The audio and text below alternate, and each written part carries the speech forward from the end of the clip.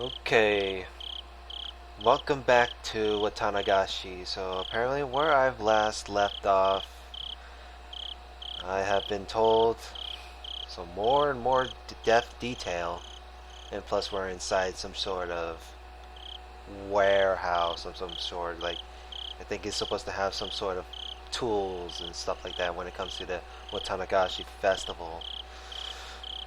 But yeah, I was a little bit bored, so I want to see some more and more intensity when it comes to psychological stuff. So let's continue. There was, mere moments ago, they hadn't held my interest. They were just boring looking tools lined up on the shelves. Ugh. All those uninteresting tools that I didn't understand how to use. They all suddenly took on a new meaning, and I couldn't help but let out a groan. At first they had looked like carpentry tools, like chisels or planes. However, when I thought back, I'd seen pictures of these sort of tools before. I'm kind of curious if they have a scythe. Yeah, they came up in the Japanese history textbook. Yes, on the page introducing the Kaitai Shinsho, or the new text on anatomy.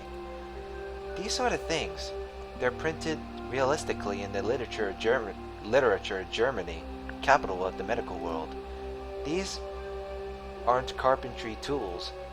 These strangely shaped tools, therefore dissection. Everyone knows that in the Edo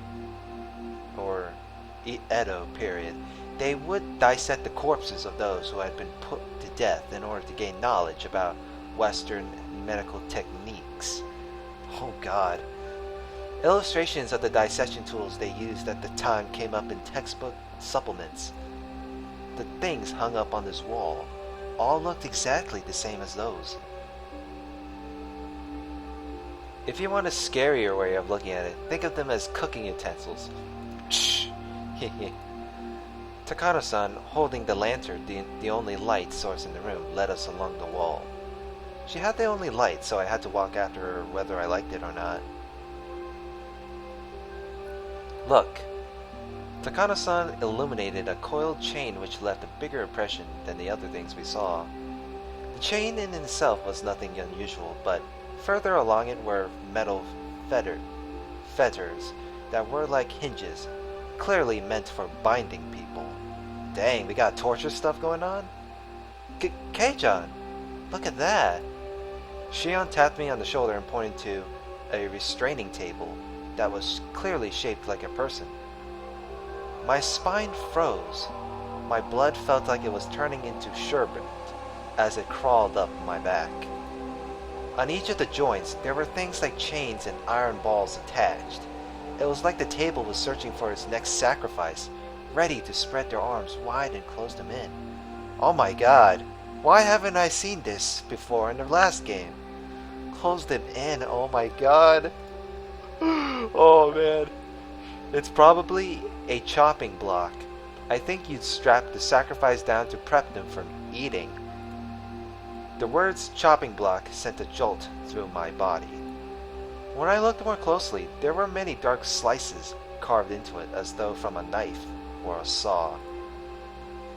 They were the most clear-cut signs of usage you could ask for. It proved these tools weren't just for show, they were used for their original purpose. If someone was strapped tightly onto this table, they probably wouldn't be able to move even a muscle. Their guts would be defenseless. You take one of those eerie cooking knives lined up over there and stab them with it. And then you slice open their belly and dissect them? I'd heard the stories, but this is incredible. Before coming in here, Shion had mentioned she had a good guess of what was inside, but it seems to have exceeded her imagination. There's still more. How about it? More fascinating than a wax museum, isn't it? Takano-san had this happy expression like she was visiting a toy store for the first time. Well, this isn't a toy store, darn it. I don't get it. This Mio Takano person has nerves of steel.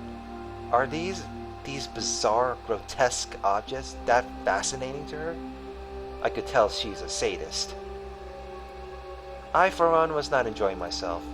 I'll be frank, this was all too weird for me. Still, there was something even more horrifying than all this. TBH.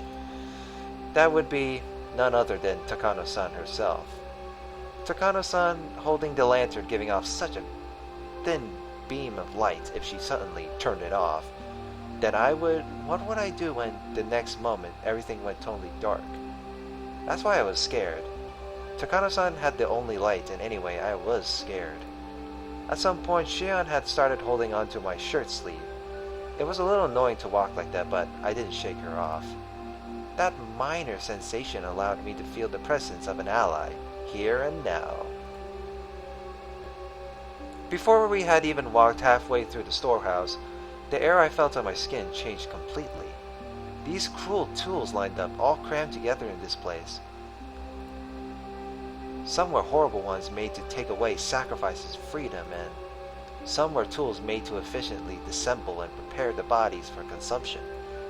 Those were just the things I understood. There were plenty of other strange-looking objects that I couldn't even guess the purpose of. Now that I was here, I didn't have the slightest desire to hear the details about what sort of terrifying reasons they were meant to be used for. At the very least, they were all completely different from the sort of clean, simple killing function of a katana. Tools to kill people were obviously constructed in such a way that they could kill people. If that was the goal, then the person you used them on would obviously end up dead. The kinds of tools here, however, were different. The tools that were here were for cutting people, for crushing them, for boiling them and cooking them. Oh my god, some cannibalism going on there. And for grinding them. They were tools of torture. They weren't made to kill people. People dying was just an incidental result. Actually, they might not even kill them. If the sacrifices could die during such a horrifying ritual process, that would be nice, but they don't even die in the end. They remain in a state of hellish pain. Perhaps they were only being allowed to live. Only now in this moment did I fully realize just how terrifying and fearsome that difference was. People, you see, most of these wouldn't kill them if used properly. Takano-san, as if reading my mind, displayed a shocking smile. Burning at the stake, the famous method of execution for witches, will kill the person immediately. When the body suffers extreme burns on the skin all over, the decomposition of the skin's chemical makeup produces poison-like symptoms and causes an immense shock to the victim. Though I suppose it's still very cruel compared to the guillotine. You have to wait far longer for that to happen. She describes such horrors in a strangely medical way.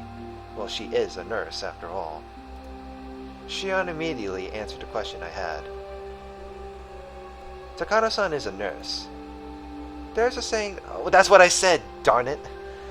There's a saying that nothing can scare a doctor, I guess is true. Oh, and also, there was a method of execution in ancient Rome where they could grill the person, just like a barbecue. They would cover the person in wire netting and slowly cook them over a charcoal fire. You know what? And I thought the bronze bull torture was worse enough. To think the memories of when I went to a day camp with my family would come rushing back now of all times so vividly. Charcoal fire. Vividly. That's what it was like. Apparently they wouldn't die too easily for some reason. According to one source, even if they roasted one side of a person to a crisp for an entire night, they would still be conscious and able to speak fluently. That's insane. You'd grill someone the whole day and they'd still be conscious. That's like sadism. Conscious. It's said that ancient Rome, famous for their executions, thought of plenty of ways to execute someone while having the victim stay alive as long as possible. Oh boy. Still grilled. Holy crap. Possible. Among them, there was one method where they would open the gut, pull out the intestines like sausages, pull them up with a winch, and put them on public display. What the... Shion was behind me, clinging to me. Not just because she was scared, she was protecting her stomach.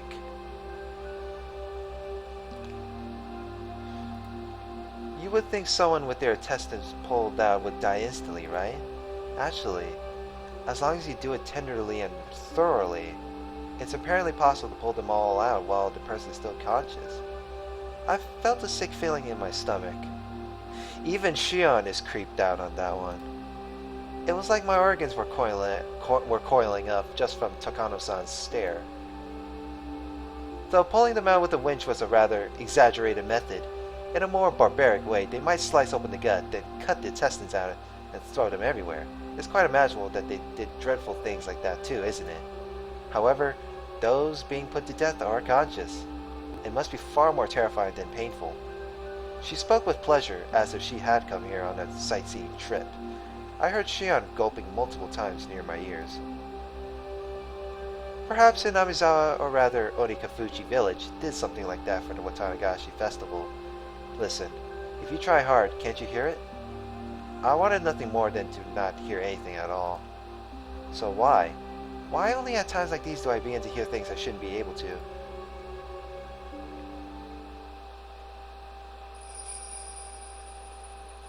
Are we good now? I feel like I'm a little bit creeped out on this one. Takano-san, having realized she'd scared Shion and I enough at this point, smiled soothingly. Then she turned on her heel, raised the lantern, and began to walk again. If Takano-san left us here, we'd get even further away from the light. Shion and I, no matter how scared we were forced to follow Takano-san along on her field trip through the ritual storehouse.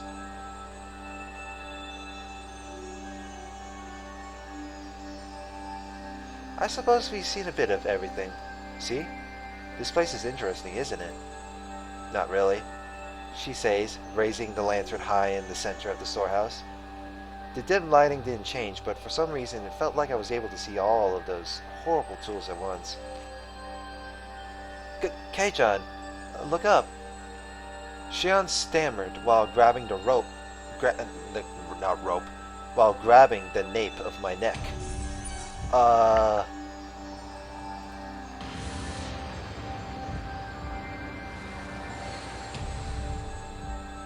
couldn't tell because it was so dark, but there were a lot more tools hanging from the ceiling as well.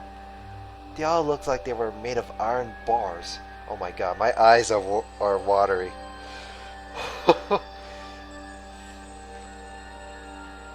Like every time I hear this sound effect, it's creeping me out right now.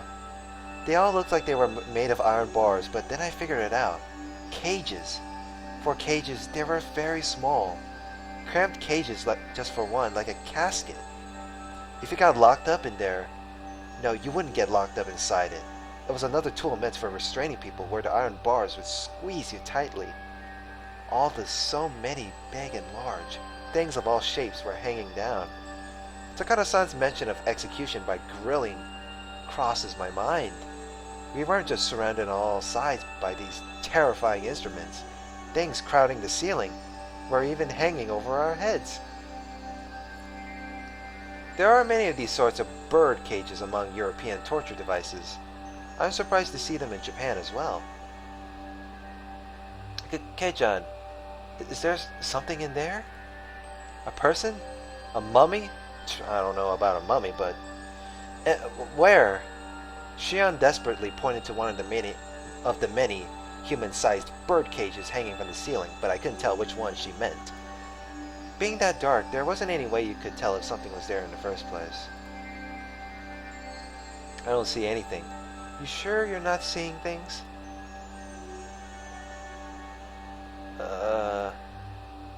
Shion didn't seem convinced, but without a means to confirm for ourselves, we couldn't do much but wonder. My Barakun, after seeing this, have you come to believe in all of it? The countless terrible rituals passed down in Inamizawa? It's got nothing to do with believing in them. Now that I've been shown the real thing like this, there's no possible way to deny it. Even the nations of Europe, with all their beautiful landscapes and legends, were like a maelstrom during the terrible witch hunts in the Dark Ages. It's well known that the era gave birth to countless gruesome forms of torture and execution. Japan was the same way. Didn't it have its own era of hellscape like torturous feasts because of religious suppression and things of that nature? Hinamizawa itself had such a period. It had that much history behind it. Even in Europe, land of the witch hunts that was all far in the past, no more than a series of historical events, and in this age nothing that abnormal would ever happen. That must apply to Hinamizawa as well. Just as Europe had its dark age, Hinamizawa had one too. That's how this should be taken. Even if these things all really happened in Hinamizawa, they're all long past. They don't have anything to do with the people living in Hinamizawa right now. My Barakun, you really do like this village. It didn't sound like she was making fun of me. Takano-san gave me a light smile. Takano-san, you're researching whether those customs survived into the present. You are, right? Shion suggested something that made my heart leap into my throat. Are you telling me that all these horrible things are still going on even today? What I'm about to tell you is a secret, alright? I told you, Shion-chan, because you're an understanding person, but the other villagers don't want to hear it. If things go awry, I could be ganged up on and punished. Shion flashed a devilish smile as if reveling in the immorality of it. My Barakun, you keep it a secret too, okay? If this gets out, I could suffer Oyashiro-sama's curse, or be made into a sacrifice. If it's the curse, then I wonder what kind of death it'll be this year. If it's the sacrifice, then will I be thrown into the Onikafuji swamp while still alive? It is tonight, you know, the night of Oyashiro-sama's curse. Takano-san said, bringing her face right up close to ours, as if to say that if she had the choice, she'd rather suffer the curse. That was what she seemed to be implying. Takano-san took a fairly worn notebook out of her paper bag, then began to flip through its pages. There were all sorts of references and newspaper clippings attached to them, and it had all manner of things written inside. The letters were very small and bunched together, so I couldn't tell at a glance what it was about. What I'd really like to do is search through the National Library for newspapers from the era, but here it is.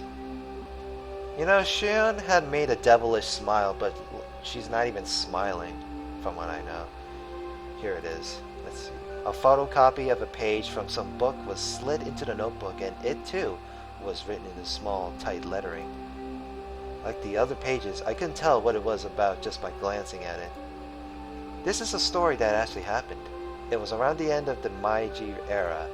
They discovered an unknown mangled corpse, the victim of a murder in Onikafuji village. An old newspaper clipping attached to the page spoke of something that was no mere rumor or fairy tale. We don't have most police documents from the time anymore, so it's all based on oral traditions and memories. See, it's not very clear, but it looks like a cutout of a newspaper from the Meiji era. Never before was there been a corpse treated with such cruelty and inhumanity. Could it be the work of a demon? Being a copy of a copy, it was very hard to make out, but it was more than enough to make me feel strangely tense.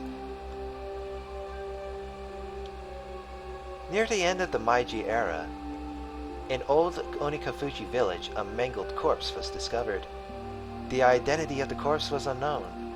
It wasn't even in a state where it could be identified in the first place. It was missing a head, and each limb was separated from the body. Skin had been peeled off the entire body, and there were markings that implied terrible torture in every place imaginable. Not only that, but the belly had been cut open by a sharp knife with the entrails completely dragged out. Oh my god. Sounds like it's way worse than that one movie I watched. Completely dragged out. The police immediately began an investigation. but since they couldn't even determine the identity of the victim, much less the criminal, finding answers was extremely difficult. Do you understand what it must have been like?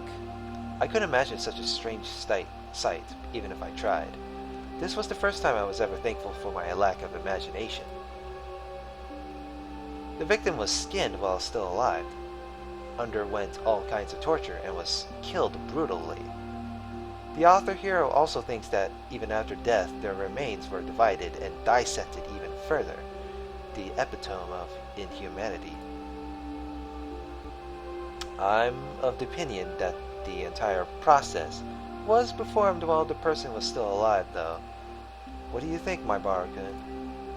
She spoke in a way intended to make me imagine even more vicious things. As my brain was already far over capacity, however, there was no way I could imagine anything more brutal. Then, when I broke my gaze from Takano-san's, those strangely shaped weird tools were all around us. I wonder if we could faithfully reproduce the mutilated corpse discovered at the end of the Meiji era with the tools found in this place. I want to deny it. I don't want to admit that something so terrible could have happened at all. Even so, they were so strange, so terrifying, these tools, and as if they had been through my attempt to escape from them, they did nothing but ridicule me silently. So, that creepy incident, what was it in the end? The author says that regarding Onikafuchi Village's dreadful customs, they've survived into recent post-Meiji days, and that perhaps they lasted until around the beginning of the Showa period. This corpse, which at a glance had been brutally killed after a period of torture, oh my god.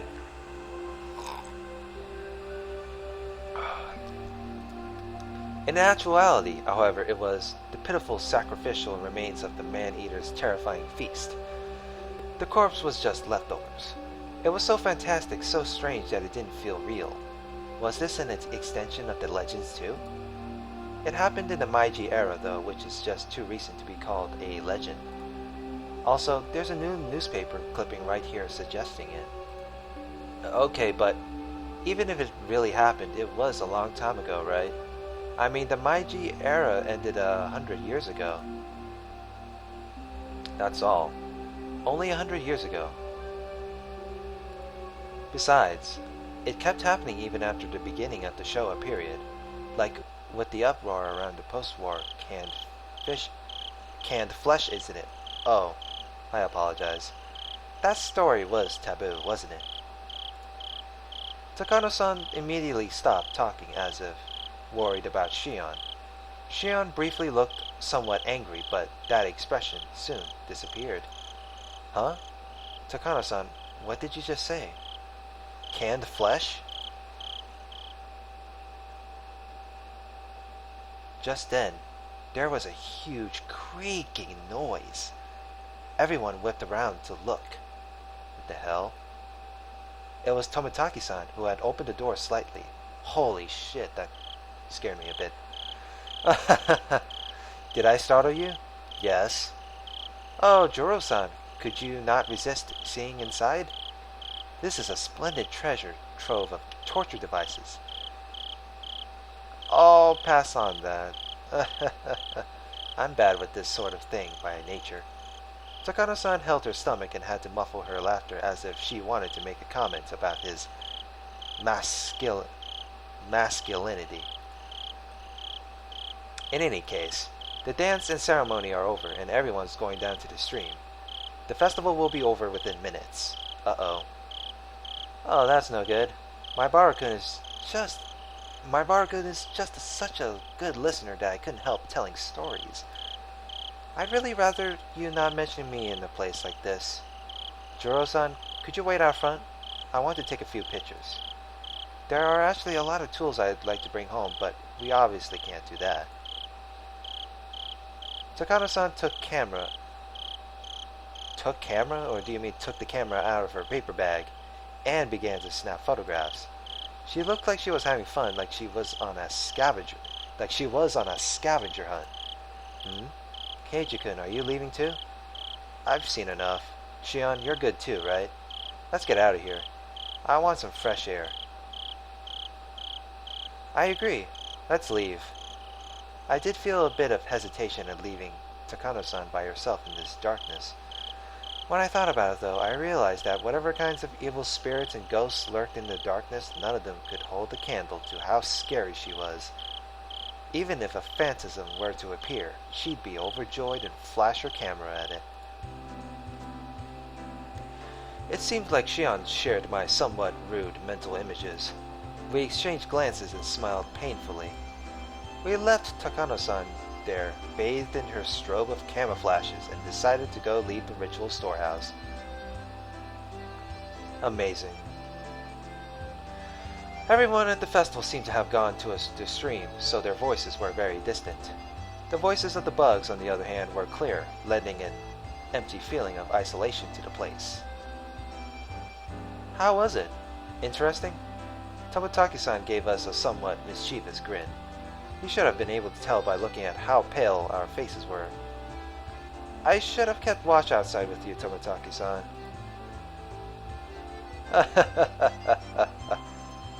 Tomotaki-san laughed so delightfully that it wiped away our dark feelings.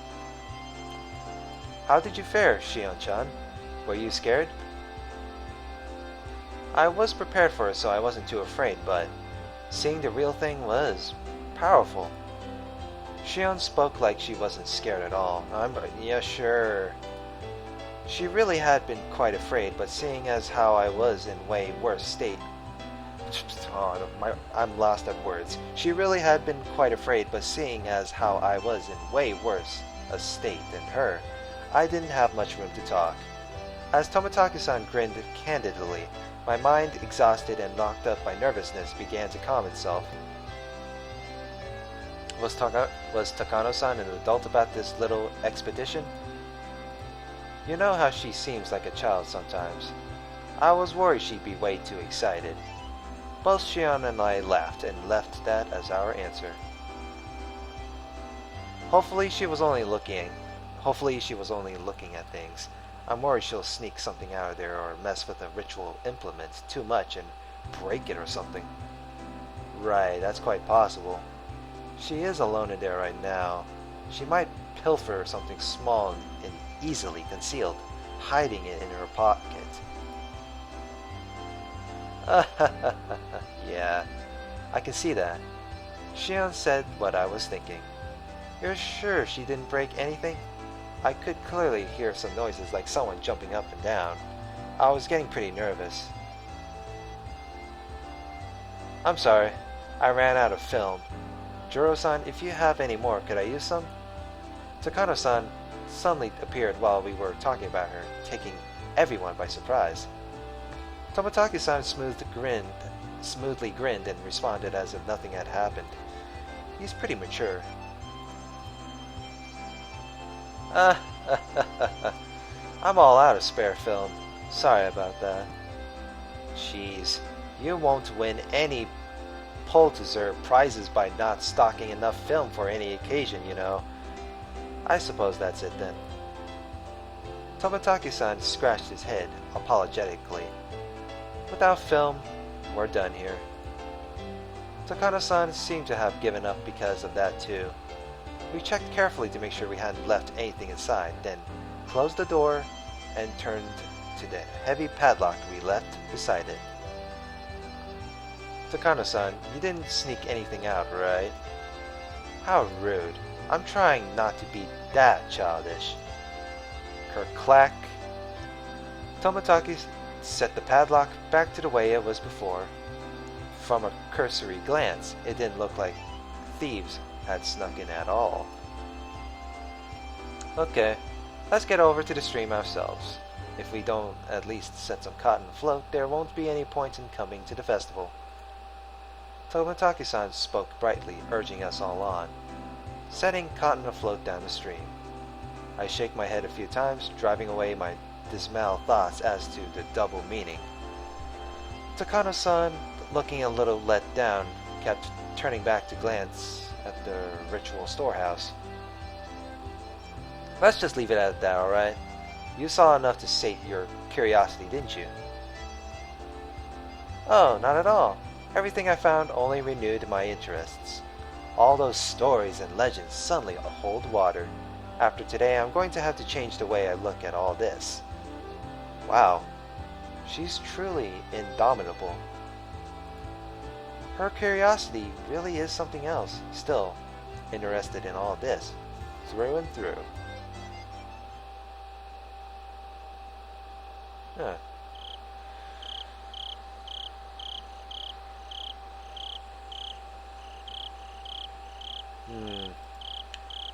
I think I've seen enough of this, but I will be continuing more of this from now on. Dang, this is a lot of save files I've been doing. But yeah, I'm going to be ending it here for now. So next part,